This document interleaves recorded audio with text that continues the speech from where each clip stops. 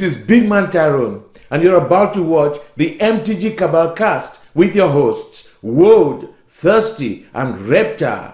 Sub to us on all your podcast networks at MtG Cabal Cast and YouTube. All right, guys, welcome to the Cabal cast. This is another week of our quarantine edition, as I have clearly trimmed down the quarantine hobo beard. Yeah. So the topic this week is topical. There was a tweet earlier this week that Saffron Olive sent out about how the reserve list and regulation is bad because Wheel of Fortune is a $200 card. Independent of any of that, regulation is a topic that comes up all of the time in this industry. Yep. How it's not regulated, we're all swindlers, we're all crooks, we're all out to get you. That's just not the case. So this week, we're going to get kind of into the weeds here on why regulation won't happen in Magic. Yes. It's hard for a lot of you to hear. This market will never be regulated. Nope, and thus it will continue to function the way it does. And we're going to explain why. So we've got it set up as like a Q&A session here. So Reptar's got some questions that he prepared for me, and we're going to go from there. All right. So first things first, what is regulation? What does it mean? So basically, a regulated market is something that the government or some industry level lobby or group has control of. And what it means is that they can determine prices on things. Mm-hmm. They can determine who can sell. For example, stockbrokers have to get licensed in order to trade. Yes. So that's a gatekeep of a controlled market.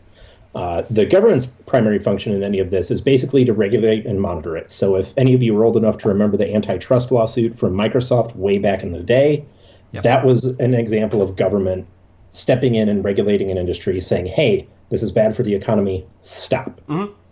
So that's like broad strokes kind of what it means. Okay, so that's fairly easy to understand.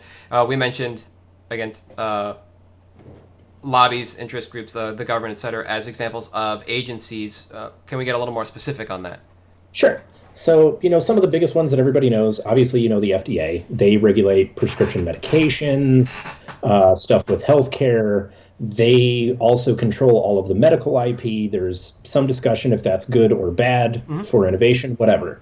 The important thing is the pharmaceutical industry that they regulate makes $1.2 trillion as of the last point that the census released that information, and it was in 2018. It's only grown since then. Okay. Another one, of course, that pretty much everybody knows at this point after the mortgage collapse and everything else is the SEC, not the football conference, although their players are great. The Securities and Exchange Commission. Yes. So I mentioned stockbrokers earlier. Those are the guys. So any type of securities, futures, anything like that, mergers, that stuff, that's what they have hold over. That industry in 2018 accounted for $128 trillion. So another one, and this one was a little bit more nebulous, is the EPA. We all know the EPA. Yeah. They control, oil emissions from cars, inspections, stuff like that. Couldn't really find out how much they account for because the EPA oversees so many industries. Mm-hmm. It's not just manufacturing, it's transportation. It's not just transportation, they also oversee medical and stuff like that, including power, electricity, all that. So the reason I mention this and how much they make is that by comparison, Hasbro makes $4.7 billion as a company. As an industry, not nearly big enough. No. It's not. This is chump change. Yeah, you would have to... Don't care. You would essentially have to lump anybody that would make some kind of collectible, either card or game together into one much larger industry, and still then you're probably not going to break, I'd say, 8 digits if you're lucky. Maybe with the way sports cards are trending, I forgot the name of the company that makes those ridiculous packs that are thousands of dollars a piece, but if you were to get sports cards behind that, maybe you could look at 9, but you're still functioning at 1% by comparison. Well, and the thing is, you look at Hasbro's revenue, that counts all of their action figures, board games, everything. It's all the entire IP. Yeah, there's some estimates that say that collectibles only account for $1.5 billion a year.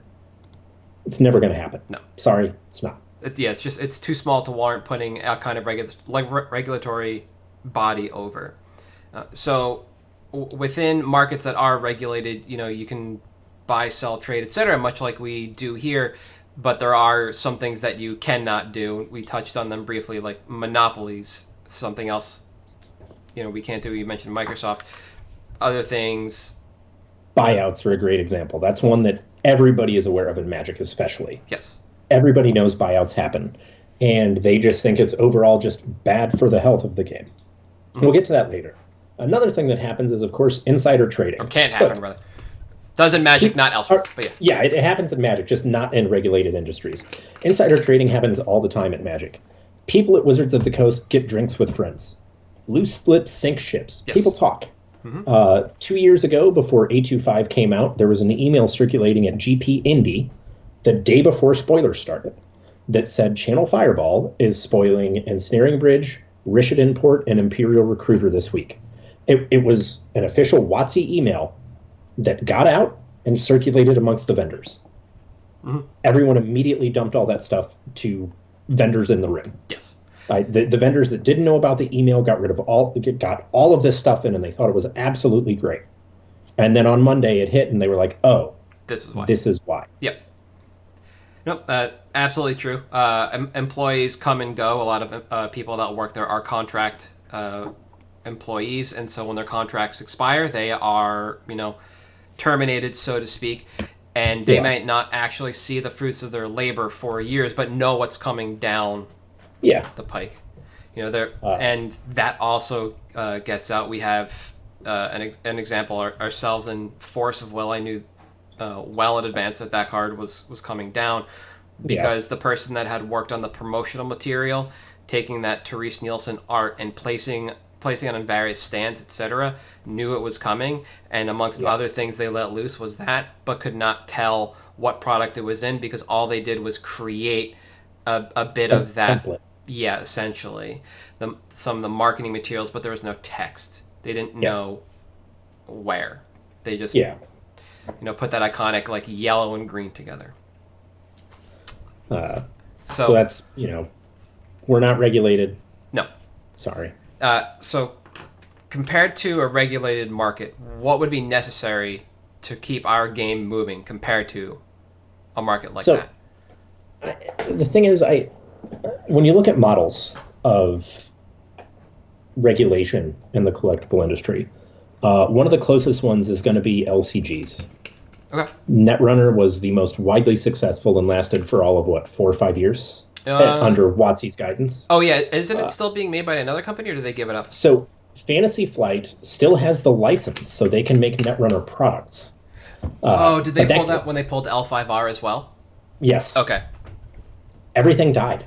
Yeah. Doomtown, L5R is a good example. These games just don't prosper under those regulations. And basically what that is so in LCGs, you get a deck. Mm-hmm. You buy it, it has 1 or 2 of every card for the game in that set. Or if there's 2 decks, it's, the corporations in the case of Netrunner and the hackers in the other. LCG standing for Living Card Game, which doesn't necessarily live up to what we're going to explain. It doesn't quite make sense, but... Yeah. So the reason that those don't work, and the reason that Magic does, in my opinion, and the opinions of pretty much any other vendor you talk to, liquidity is important in this game. Mm-hmm. So if you open a box of mystery boosters, and you get 2 mana crypts out of that because you absolutely hit the god box. Yeah, you hit it. I've got an extra mana crypt. Suddenly, I can sell this and recoup my losses from the box. I can try to free roll this. Yes. I can trade it for other cards I need. It also, on that note, the collectability is really important because as a player, as a collector, you feel special when you open that alt art foil Liliana and you're like, this is $1,000. This is amazing. Yep. You get that rush. That doesn't exist when everything can just be printed into the ground. Correct. And the LCGs, as you explained, when you crack that box, you're getting exactly that. And if you want the rest of the cards, you just buy another one of those boxes and you're done. There's no gamble to what you're getting. Everything you're getting, expansions included. There are no just mystery packs for this stuff. And that's, when it comes to this is an example of an industry regulation. Mm-hmm. The industry regulating itself dies. So you let the market run it. And one of the reasons you do that is because competitive play drives this game as much as casual play does. Yes. Even casual players are still in competition. Magic is a zero-sum game. Organized play does not exist in any non-poker card game without a secondary market. Yu-Gi-Oh!, Pokemon, Magic. Those are the three biggest ones. Large-scale events happen, and they're expensive. Yes. The reason the channel can afford these events is because they charge the vendors $6,000 a booth. Yeah. To just have 3 tables. When you look at those island booths, they're spending close to $24,000, $25,000 for those now, and that's some people's annual salary. So they're there for a weekend to sell cards. That's how channel pays for the event. How do those vendors pay for that? So you have a place where you can go and buy cards. They sell you cards. Without the deregulation of this, if all of these cards are just flat $10, boom, that doesn't happen. You don't get $1 million cash prize for this thing. Nope. You don't get multiple Pro Tour qualifiers that pay out in multiple boxes. It doesn't happen. Correct. Because money, whether you want it or not, is the single most driving force to this game. Wizards won't admit it because they can't, because then it's gambling, sure, whatever. But the fact that the market gets to determine the prices on these cards, that when we're designing our case for a modern GP, we can say, great, what's going to be really hot this weekend? Awesome. Everyone is sold out of Verdant Catacombs. We have some. We're going to charge more because they don't have anywhere to go. Yep. Captive That's audience. why this economy survives. And if regulation happens, that goes away. Yes. These aren't, like, they're collectibles. That's all they are. Correct. And collectibles have value. And before we move on, this is kind of the discussion. I didn't want to talk about it this weekend on Twitter, but my hand was kind of forced because there was a lot of blathering going on about the reserve list by people who don't understand that more goes into the idea and the propping up of the reserve list than just, I can't buy these cards, they're too expensive. Yeah. If you pull the reserve list down, what happened between, the Dark and Arabian Nights and then Chronicles and 4th edition wasn't just additionally printing cards. I checked today, the numbers are available. There was an estimated 5 million cards printed for Arabian Nights, less for the Dark. And I'm highlighting those because we have Blood Moon reprinted in Chronicles and a handful of cards from Arabian Nights reprinted in there or 4th that were worth money for reasons unknown then that they're not worth now because they're poop, right? We go from 5 mil with Arabian, total card population, to 500 million known, 900 million possible just for 4th edition. I couldn't find Chronicles numbers.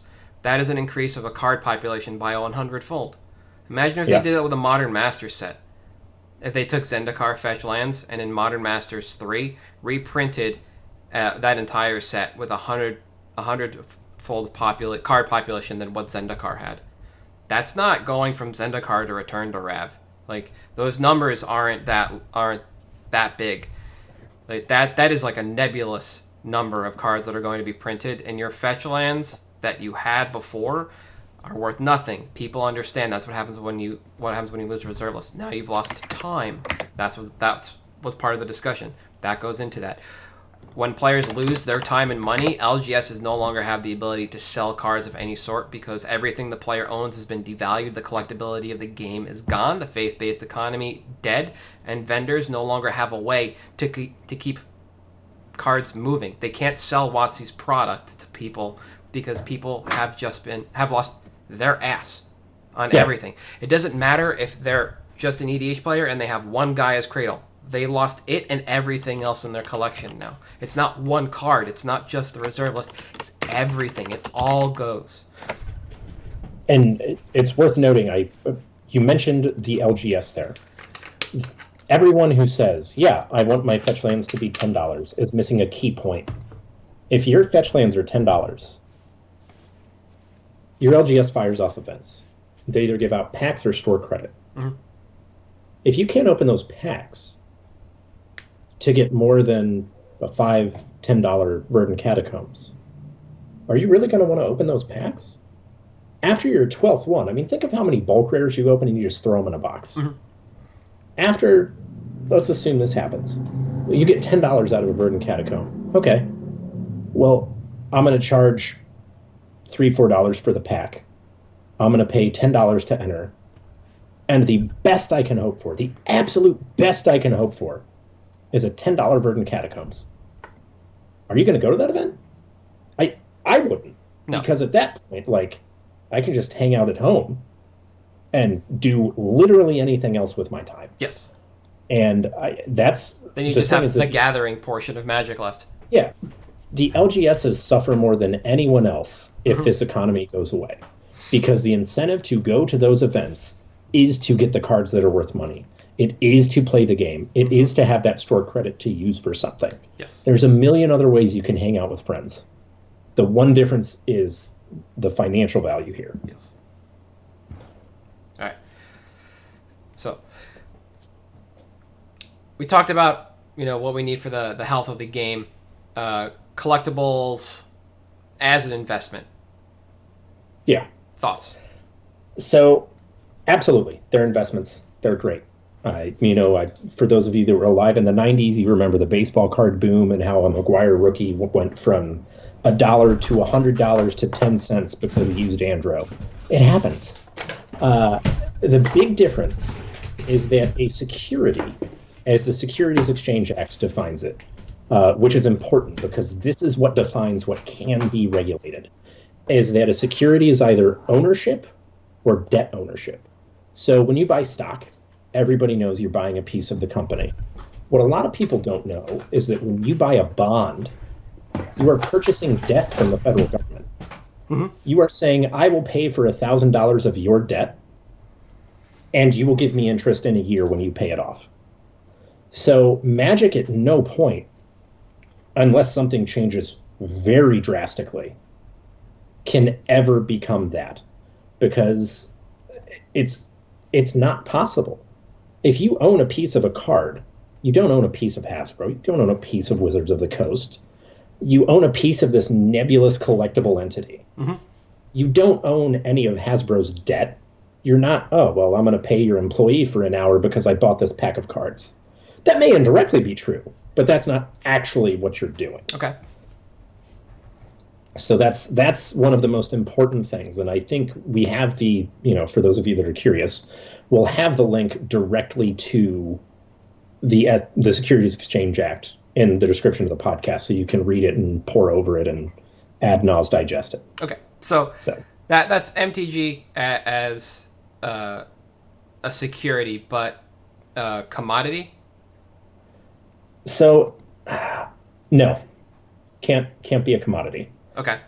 The reason is that commodities are by definition finite. So you trade in oil futures. If you saw Social Network, they talked about how Eduardo Swan, I know I'm going into the weeds here, made his money on soy futures by paying attention to the weather in the Middle East. That's a commodity. That's something that there's a finite supply of. Okay. So that is basically, there's two kinds. There's hard and soft. Hard are your natural resources, oil, gold, soy, stuff like that. Or not soy, sorry. Soy is a soft commodity. Yeah. Agriculture, corn, pork, stuff that is consumed that has a finite supply, but you can make more. The point is, in the soft commodities, once one instance of that is gone, it's never coming back. You eat a pork chop for dinner. That pork chop will never exist again, ever. So right now, the way commodities work is there's like 90 to 100 of them. And they're all part of a larger industry. So like pork, it's part of the agriculture industry. Okay. Oil, part of the automotive industry. Mm-hmm. Gold is part of, you name it, number of industries. True, yeah. It's used in electronics, it's used in automobiles, like literally everything. But they're also, traded via like futures contracts, or you have to have a licensed exchange, like a stockbroker, mm-hmm. or a mutual fund or something like that. So that's what a commodity is. Now, a collectible only has value based on rarity or demand. Prime example, take a look at beta animate wall. It's just rarity. That's all. That is the only reason it is worth as much as it is. Nobody's playing that card. Nobody wants the playset of animate wall to throw in their old school deck. The card's bad. The art's nice. The art is nice when you digest it. Yeah. It's also important that collectibles, they have no centralized market, and most of the transactions are private. So you can't register them either because counterfeiting exists. Yes. We all know counterfeits, especially over the last couple of years, have gotten way worse. And you can't counterfeit oil. Better in quality, worse, and meaning more pervasive. Yeah, more widespread. Yeah. Yes, sorry. You can't counterfeit oil. You can't counterfeit pork. You can make, Impossible burgers, but it's not pork. You literally can't call it pork. And because of that, there's no way for you to register it, or there's no way for perfect information on transactions. There's no centralized exchange. No. The closest thing we have, and it's what everyone goes to, TCG Player. TCG Player is a platform, not an exchange. Okay. There's something like 20,000 individual sellers on there. At no point are you interacting during that transaction with TCG Player directly. Your money, it goes to TCG Player and they hold it. Yeah, they might pull the cards, but they're not the exchange. But the money goes to the seller. When you have a problem with the issue, you go to the seller. That's how it works. So that's another obstacle to it, is it can't have a central commodity or security market.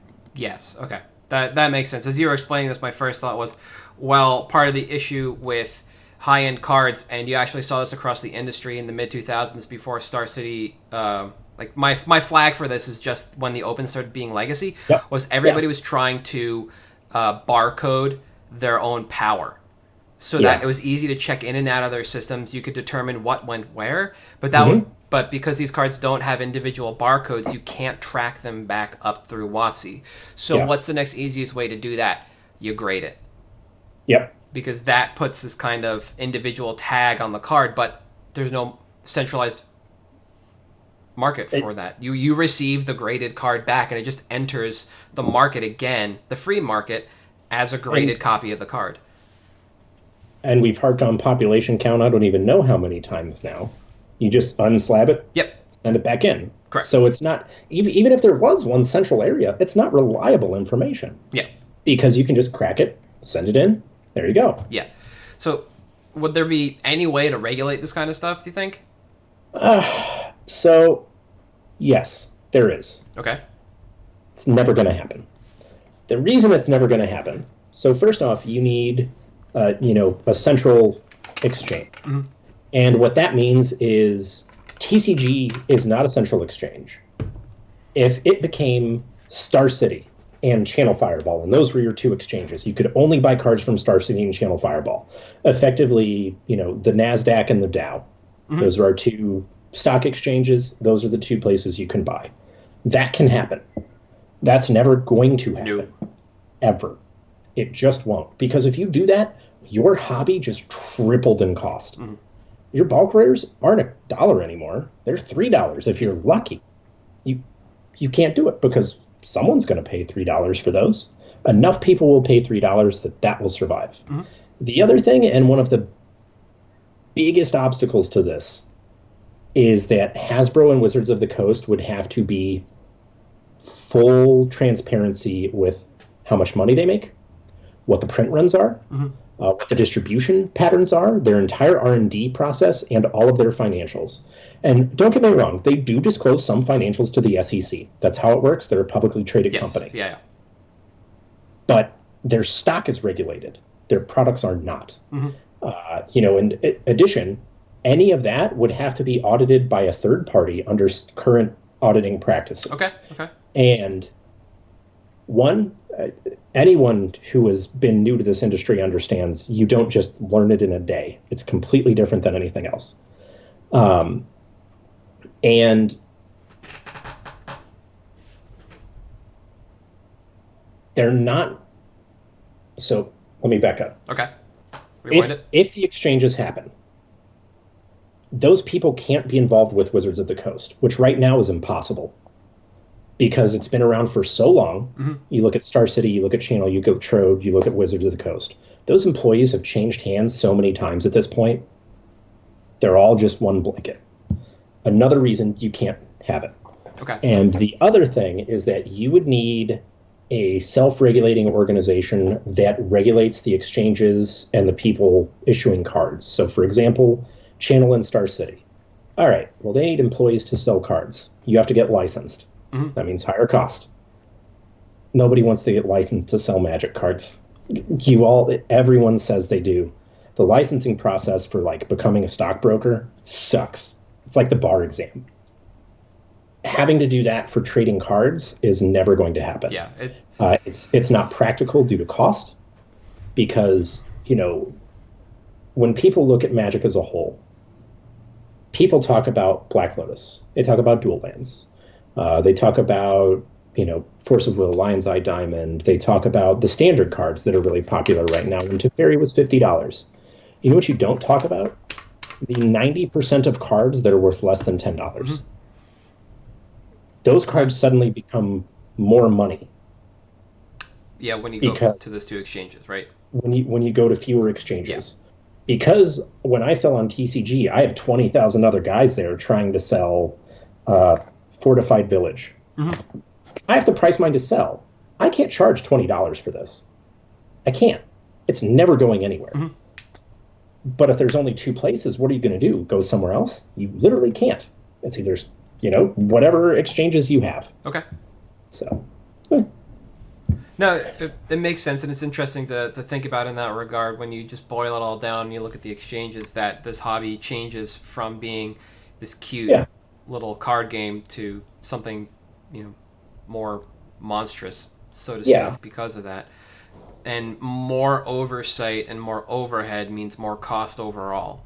And when you have to create those regulations and put that governing body over it that needs to do the research and say, this is how things need to be run, this is what your licensing test is going to look like, this is how you have to operate on the inside of things, as well as the security you need to put in place, that's more overhead, that's more expense put onto the customer.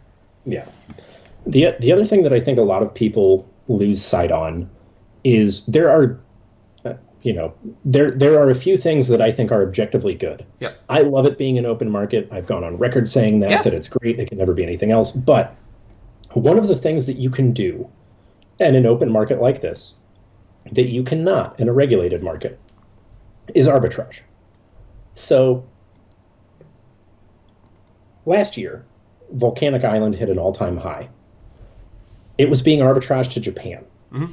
So people in Japan got a great windfall. They had all these volcanic islands that all of a sudden were cheaper than they'd ever seen them. Canada, face-to-face, when we were at Detroit, was hoovering all the volcanics up. Yep. Because when inefficiencies exist in an open market, people are going to find a way to exploit them. And the thing is, that word, exploitation, has such a negative connotation. But think about when old school happened in the States. There were a lot of those cards that were up north in Canada, over in Europe, over in Asia, that people started arbitraging into America to satisfy their client base. If we become regulated, that doesn't happen anymore.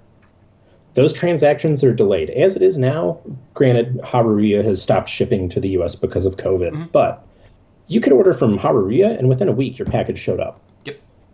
If we start regulating and things have to go through customs, they have to go through all that, which they do now, sure, but not under the same scrutiny that like oil does, for example. If that happens, all of a sudden that 1 week turnaround becomes 2 to 3 months. So that arbitrage doesn't exist anymore. Yeah, the prices are gone.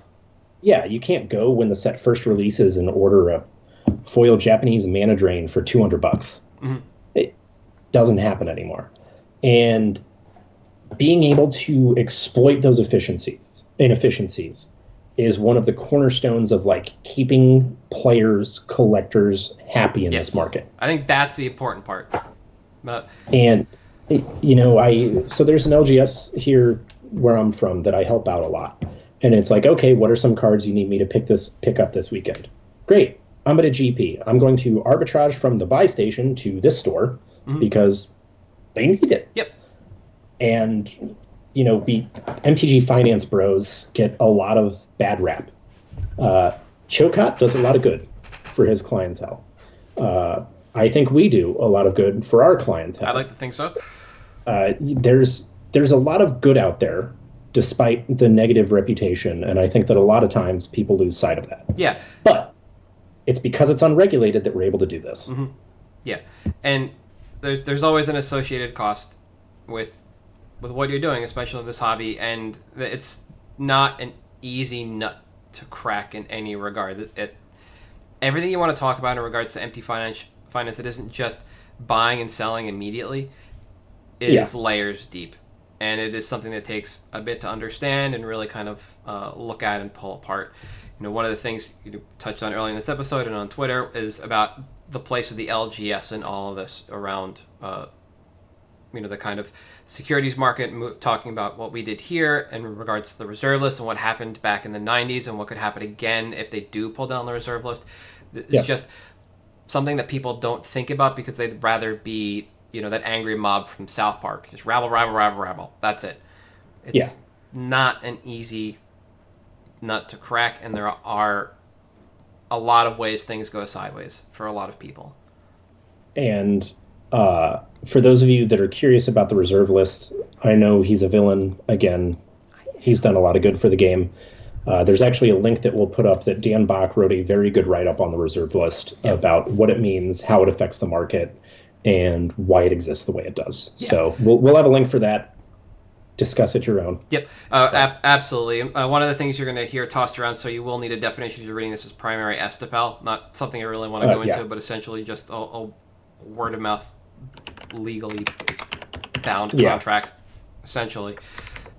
And that's what you're arguing against when you're arguing against the reserve list, is like legal text. If Hasbro could have bulldozed their way through this and just turned the money machine on, they would have.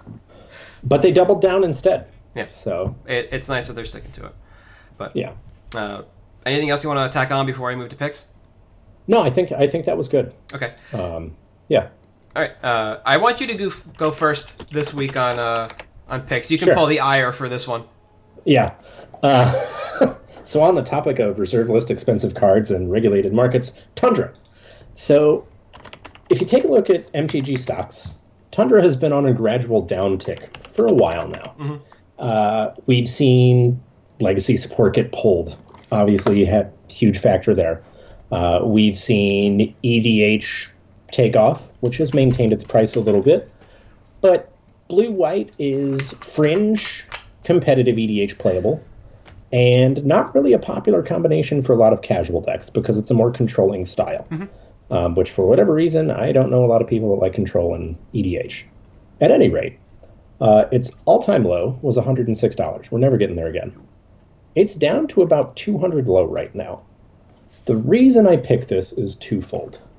One, Legacy has, I don't know if anyone's been on Moto, been doing insane on Moto. Leagues are firing off like never before. Challenges are seeing absurd attendance. It's just taking off because Legacy probably has the most dedicated player base, and that's the only way they can play it. So the reason I mention that is recently there's been this Jeskai list using Loris, who will inevitably get banned because Companion is a toxic mechanic, that has been steamrolling. Okay. 5-0s, 5-0s, 5-0s, won the challenge last weekend. And it's literally, its creature base is Delver. Some builds are running Lavamancer out of the board. Okay. And Meddling Mage. And Loris. That's it. Other than that, it's 1-mana cantrips. You got Bolts, Chain Lightnings, everything you need. Swords to Plowshares. You got Force of Will, sure. Okay. But it's been doing really well. And I think that before too long, Wizards is going to come to the conclusion that, hey, you know what? We did this before. We saw what happened. We canned Legacy, and we denied ourselves one of our most passionate fan bases. Oh, guess Legacy's coming back, guys. And you know what deck used to be pretty good in paper Legacy before Oko and everything else? Jeskai Delver? Miracles. Jeskai Delver and Miracles. There it is, Miracles. Okay. I think both of the... Miracles especially. I'm just a homer for Stoneforge Mystic and Delver. Like, you have my heart. So good. Yeah, I know. It's a good deck, and I think that when Paper Legacy becomes supported again, which it inevitably will, that's going to be one of the decks that takes off first. You're going to see a Jeskai, a Miracle, something like that pop up that all of a sudden, boom, that's the meta. Yep. And at that point, $200 for a decent Tundra is going to be real affordable. Yeah. So again, like some of my picks, not the easiest to get into financially, but if you can even snag one or two from a trade binder somewhere, worth it. Yeah, absolutely. I found the list that you pulled up. You are missing one creature, a one of. Oh. What was it? Lavinia, Azorius Renegade, buddy. Yep. Which was also one of your picks. Yeah. F you and your zeros. Yep. It's a good deck. I've played against it. I've played with it. It's not my play style, but that deck is fun. It is. It has one plateau. That is probably the most surprising part. No blue-red deck, or sorry, red-white deck ever uses plateau. So that. Yep. I like the deck. It looks good. I understand why this is doing really well. Yeah. Yeah. It's pretty dope. Now, I was curious about Tundra. I didn't want to ask any questions. I was like, this is going to be interesting. We'll see what happens here. And I didn't know that this deck had really cropped up. I hadn't been paying attention to Legacies because my play group up here is kind of, fallen by the wayside. We can't get together, and I think only 2 of the members have Moto at all. So it's just like kind of dead. Then Gyruda happened, and that I think actually killed our chat was Gyruda. Just like, no, not doing this until they figure something out. But no, I like Tundra, and the idea of getting into any kind of dual land at a low point, it doesn't have to be the lowest, it can just be a trough in price. It's never a bad idea. It's always going to be a decent return in time. But that's the key. It's going to be a return in time. So I talked about this on the Quick Hits episode today. It's like you have a sunk cost on this. And you can churn that money multiple times over if you're looking to make profit on it. But if you're just looking for a card that you need to play and you have the ability to pick up a Tundra and you have places to utilize it, not only can you actually get use out of it, but you should be able to turn that around and either break even or come out ahead in years down the road as long as you don't destroy the card. Yeah. So I like it, and I think this is just kind of a good example of yet another time where you can get in on a reserve list card at an appropriate period of time and feel good about it. You don't have to worry. I mean, if financially, sure, you can work, but in the near term. All right, I'm gonna swing the other way with this one, and I'm gonna go with an EDH card, and it is Blasphemous Act. So I'm gonna solid. Yeah, I like this card. It's goofy.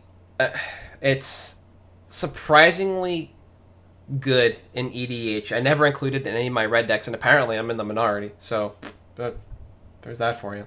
But I chose Innistrad specifically over any of the reprints because while they all hold value, Innistrad's the original, and there does exist the chance that it has the least population because the 2016 and 2018 commanders were printed decent amounts. I think 2014 is the True Name Nemesis year, so that's a little squirrely, and I don't know what deck this was in from that. Everything does rebound whenever it gets reprinted, so much like my pick last week, you don't have to worry about it that much. If it gets reprinted, we'll see it uptick. The nice thing about Blasphemous Act is that it is an under-the-radar card and just continues to tick up in price.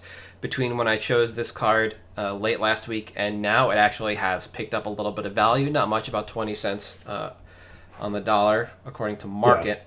And when I was looking at Blasphemous Act, Card Kingdom was buying 20 from Innistrad at $2.40, $3.25 in cash, and that was not an immediate flip. That was about a $1.60 difference between the two. But they are still buying. The price holds strong, and they're actually buying more now. So there is demand for this card. The reason I like this is that it did rebound rather quickly after the Commander 16, Commander 18 printing, so we know it has a solid price. If you check on EDH Rec, I'll see if I have this under cards, top cards by color, red. I'm doing this all live. Blasphemous Act, right here, number 2. It's in 24% of the 157,000 decks that it can be in. 37,000 decks contain this card. People play this card.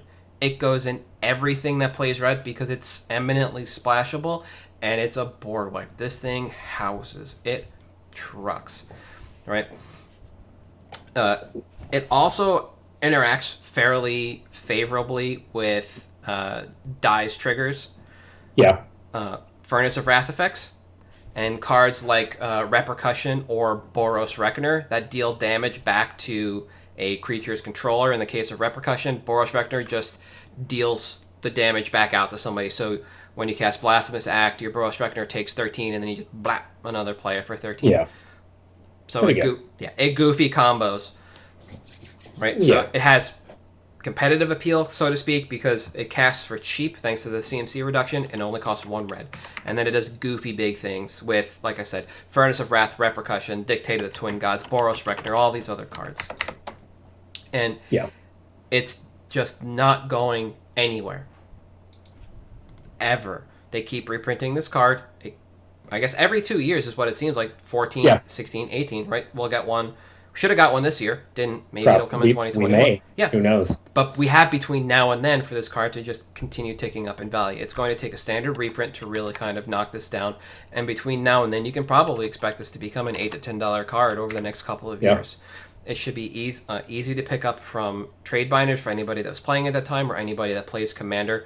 There's some people that just don't like sweeping the board or dealing damage like this. Easy pickups, easy flips. That's the name of the game here. And with the buy price, that while there is a bit of a discrepancy, does show that there is demand driven by the card, there is a chance that you can actually out these to buy list in short order as copies disappear from the internet, because this was not in the newest Commander set. And as you can see, it is very popular. It's also interesting to me, like looking at all of this, all of these reprints, there's only, I believe, the one foil printing, right? And a Strahd foil?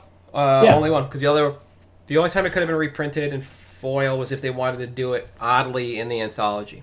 But and the foil's only about $10. Mm-hmm. That seems real low. Yes. So there's an opportunity there, even if you decide not to get on the non-foil because you're afraid of a Commander reprint. The foils seem like $9 is ridiculous. I didn't realize it was played in that many decks, but that's obscene to me. Yep. Same. I understand why Chaos Warp is number 1, because red can't kill enchantments. Yeah. So you got to play the only card that lets you do it. After that, the only red card that's castable in every deck for 1 red and wipes the board is this. Yeah. Yep. So, it's a cute little pick. I actually thought forever this card was $2, and I just had it stuck in my mind, and I just put it off, and then I checked in one day and I was like, "Oh, okay, pump the brakes here." Yeah, like I said, it flies under the radar. How often do people bring Blasphemous Acts out to sell to a vendor? Probably not that often. They probably just picked up in collections, generally speaking, from EDH Full players. disclosure, I always buy them at a quarter, but I didn't know they were that high on the buy list. Yeah. Oops. Yeah, no. If somebody were to come to me at an event and I had not checked this page, my mental state is this card is always worth $2. Thus, because I've got a resell and TCG player, I have a price in mind for that kind of thing. For a $2 card, it is exactly that. It's got to be somewhere between, 25 and 75 cents. Otherwise, I lose my ass in fees. Yep, pretty much. Now, I am burdened with the glorious knowledge that this card is $5 and I have to pay more. Oops. But again, despite the fact that I do buy EDH collections all the time, and it just gets always got lumped in with the other stuff, nobody ever pointed it out as a card that had value. People don't bring me this card when they sell me EDH cards, or when they come to sell me stuff. Yeah, it's just, yeah, this is super solid for sure. Yeah, I like it because it's my pick. Everybody loves their own brand, right? And I think you got a couple of months before this goes like somewhere north of 5, because as I mentioned, this is a steady climber without a reprint this year. Demand is there. If you need them, get them now. Yeah. Oh, good. Yeah. But I think that's it for us this week. Yeah. You good to button up? Yeah, let's button it up. All right. We are at MtG Cabalcast on Twitter, Patreon, and Facebook. On Twitter, I can be found at Halt. I am Reptar. You can be found at Thirsty Sizzler. And if you are watching this on YouTube, please leave us a comment. We don't care about the like or subscribe. We just want to know if we're doing right by you. Yep. That's all we care about. See you next week. Deuces.